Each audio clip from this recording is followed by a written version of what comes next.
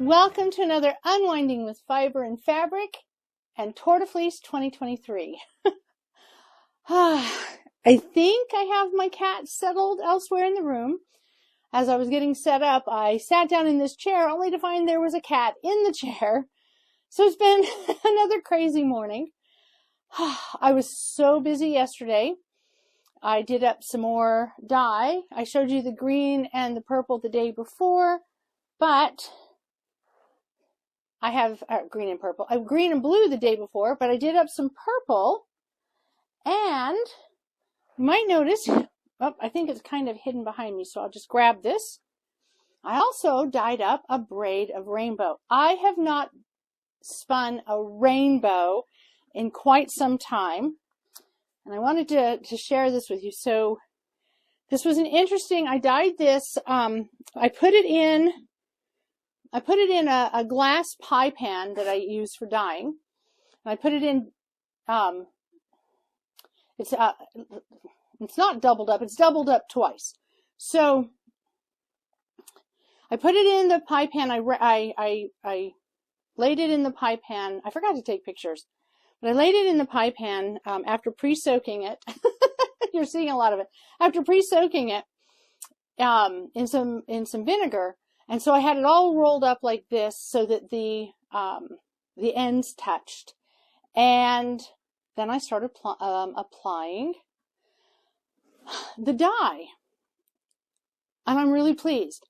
I have some very definite bands of color. And my orange, I used an apricot, so it's not a true orange. I chose to use apricot rather than a true orange, mainly because, although there are some areas where it touches the red that it gets a little more orange, I did that because I have a wonderful orange called pumpkin spice, or spiced pumpkin. And I love the orange that it makes. However, it tends to take a lot of work to get it to exhaust all the way.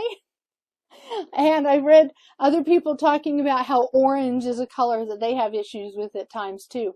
So I decided I wasn't going to risk using my favorite orange, and instead I used apricot, which means when it blended a little place, it got a little brown instead of true orange.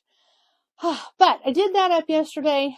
I am a wee bit on the tired side, and today is a challenge day. So I'm a bit on the tired side. I do have a challenge to share. I'm kind of glad that I did hold off spinning this, applying this fiber until today, because it is it's a perfect low stress as far as the time it will take. It won't take me a great deal of time to spin it.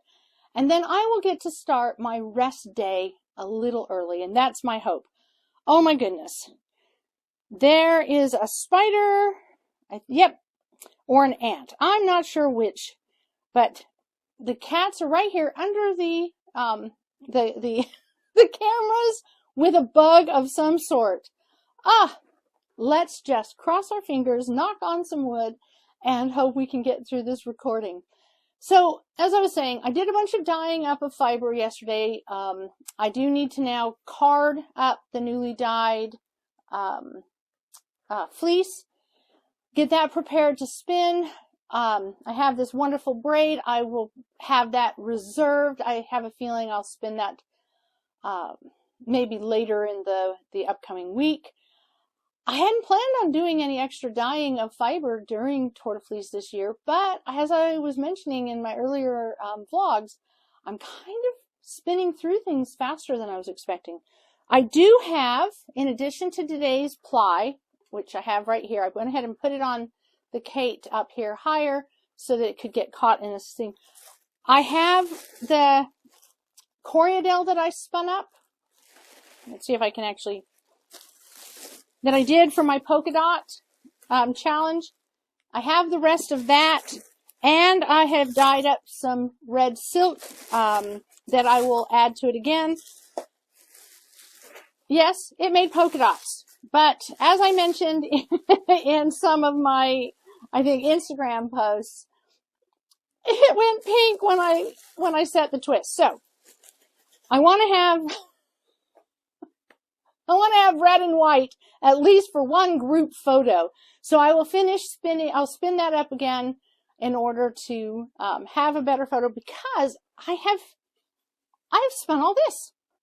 And volume wise, it's not a huge amount, but I wasn't going for massive volume. I'm going for being able to record something every day. But my challenge was to make, my inspiration for this Tour de Fleece was to make yarns that were inspired by the jerseys worn by the Tour de France cyclists. And my red polka dot on white background, we have talked about that a bunch. I also have, of course, as you know, my yellow, and I have my green, and this is for the white jersey. And I'll tell you about that more about that as I get ready to apply it. So those guys are done.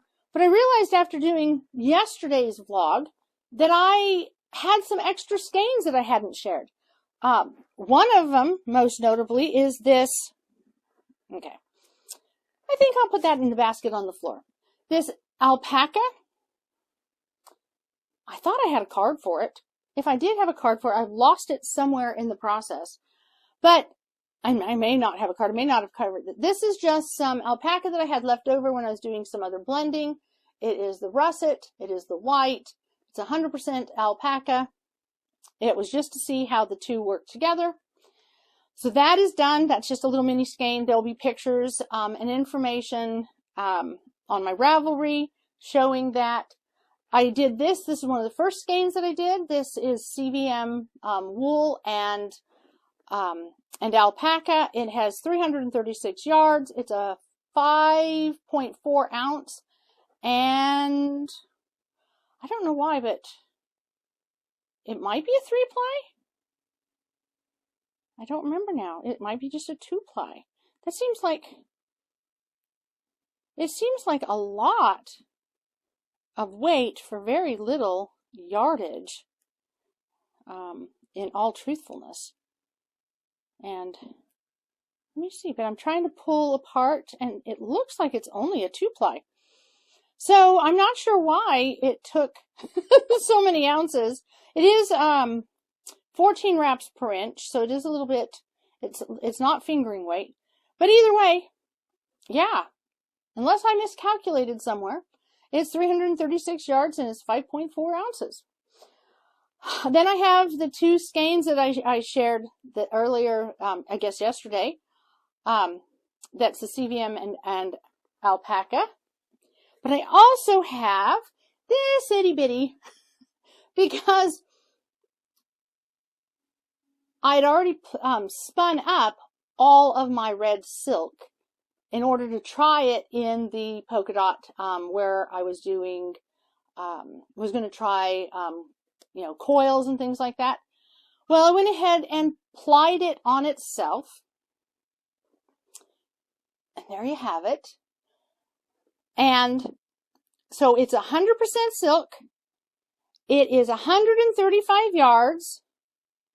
And it's 36 wraps per inch. So there is my official I made lace weight yarn. I feel like making lace weight yarn out of silk is a little bit cheating because it spins fine so easily. But there is my lace weight. There is my lace weight yarn. Here, let me just put one over a finger, just like that. Put it, yeah, maybe it shows up there. I don't know. But I did that, and I have to tell you, so I turned this into a center pull ball to ply it. So I plied it from a plying ball. Insanity.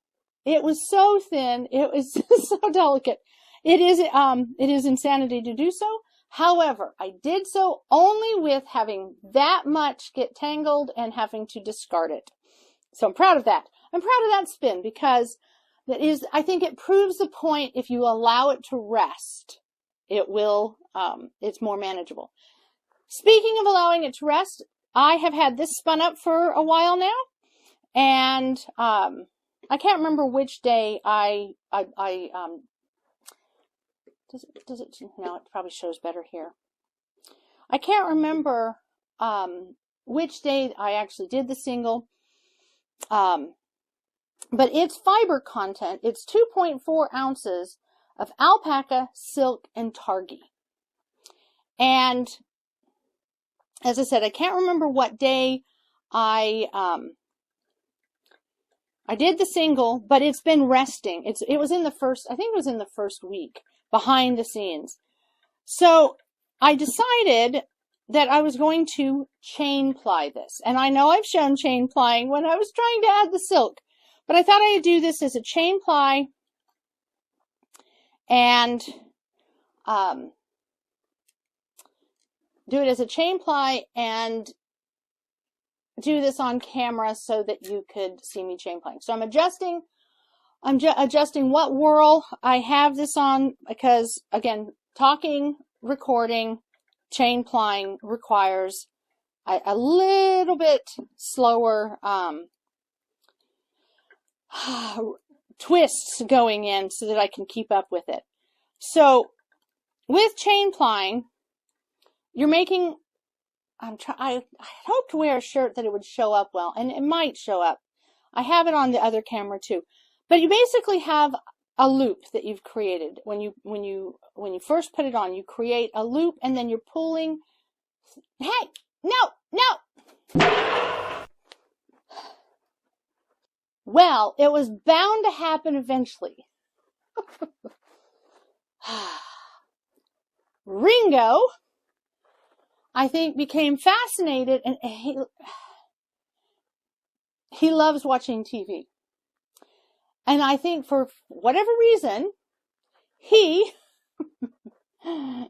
saw me on the little screen of my phone, and he decided he needed to inspect it, knocking over the tripod. It was bound to happen at some point during the Tour de Fleece that one of the cats would knock the camera over. Alas. So, okay, back to chain ply. So I've adjusted so that, okay, I mentioned that I adjusted the size of my whirl so that I can talk and have it not put in too much twist, even if I start to treadle too quickly and get sidetracked. Second, chain ply. To create so that you have a 3-ply, you create an open loop. When I attached it to the leader, I created right from the beginning an open loop.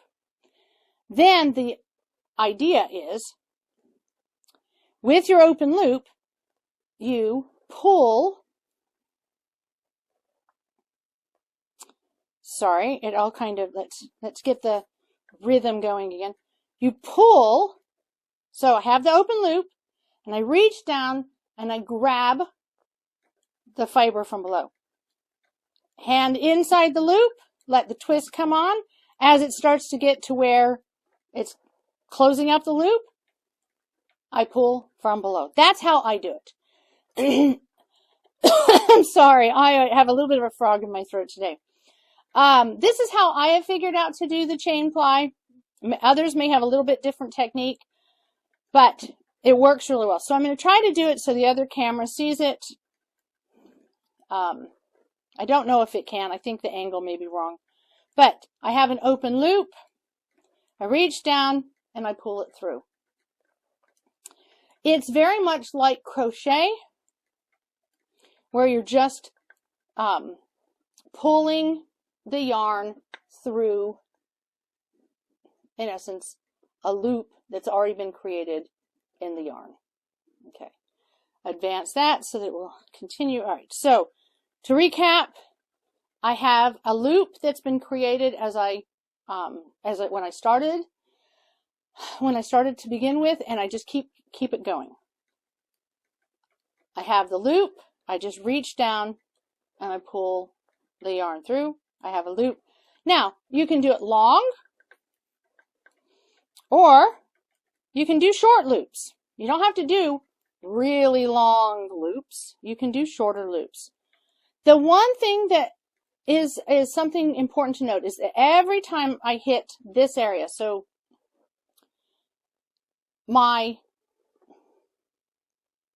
where the loop is closed up before, okay, and the thread's going through the old loop, there's going to be a little bit of a bump as you, okay, so if you notice right here, where the yarn's coming through, I have 3, actually, in this moment, you can kind of almost feel like there's 4. The 3, hold the tension, 1, 2, and 3, and this one that's coming down, all right? Where this one is coming down from, right here, against my finger, when it reaches that point, and I'm ready to pull more yarn through, as you ply it on, there'll be a little bump. It'll be less noticeable on finer yarn, thinner yarn, than it may be on a thicker yarn. It may be less noticeable on a fluffy woolen spun versus a worsted. It may be more noticeable or less noticeable just simply on your own spinning technique. So you're still wanting to get the correct twist you have in it. The difference is the 3-ply is now coming from having overlapped through a loop. Yeah, so today's challenge. Overly tired spinner tries to explain in front of a camera when cats have been present how to do a chain ply. Yeah. That's the challenge. Oh my goodness. Yep, I need a rest day. So, my son has pointed out to me what I need is I need a cameraman, because this would be a lot easier. I'm showing over here. This would be a lot easier if I had somebody who could come in and zoom in more closely. And maybe after I'm done recording this, I will see if I can get some secondary footage that can go overlap of this to insert over the top of me speaking, maybe even at this moment, with the camera angled down specifically to catch my hands doing this. Alas, I'm not really sure. I think maybe the real challenge today is just simply being here, spinning with you, spinning with which my cats have now decided to go off and play or sleep or behave themselves somewhere else. So, I hope you are having a good Tour de Fleece. I hope that as you are reaching this challenge day, that you keep your challenge in perspective. The truth is, for us, the challenge really can be just to spin again today. Maybe just to spin every day. We need to remember that while we're inspired by the Tour de France and these professional cyclists, most of us don't spin every day on a regular basis. Most of us have other things to do besides train for this event. And therefore, we will get fatigued. We will lose our mojo. We'll struggle. And so for us, the challenge day may be trying something new, or it may be simply to keep going until we can take a rest. And the challenge may be actually just giving ourselves permission to take the rest early. Yesterday, I really wanted to dye up some more fiber. And I know I dyed some the day before. I thought, oh, I can get everything put away. But I just felt like I needed a little more color. And that's the rainbow. I needed a little bit more color, a little bit of something to change. Yeah, it's another 4-ounce braid of merino. That's not that I keep on hand, but it's not my favorite spin. But I think this one will be a lot of fun. I think I may end up chain plying it. And maybe doing a take 3 of chain plying in front of a camera. We will see what the future holds when the future is here. But I guess where today's message has developed from is, by the way, resting the chain ply, to allow it to just sit here for a minute. Yeah, I try to take it down to the smallest loop, and then I loop it over my my break. Yeah. So the message that seems to have developed from today, and I have no idea how long this video will be, because not only was the camera knocked over, but it ended up turning off the video, so I couldn't just keep track of the time. The message for today: sometimes our greatest challenge is just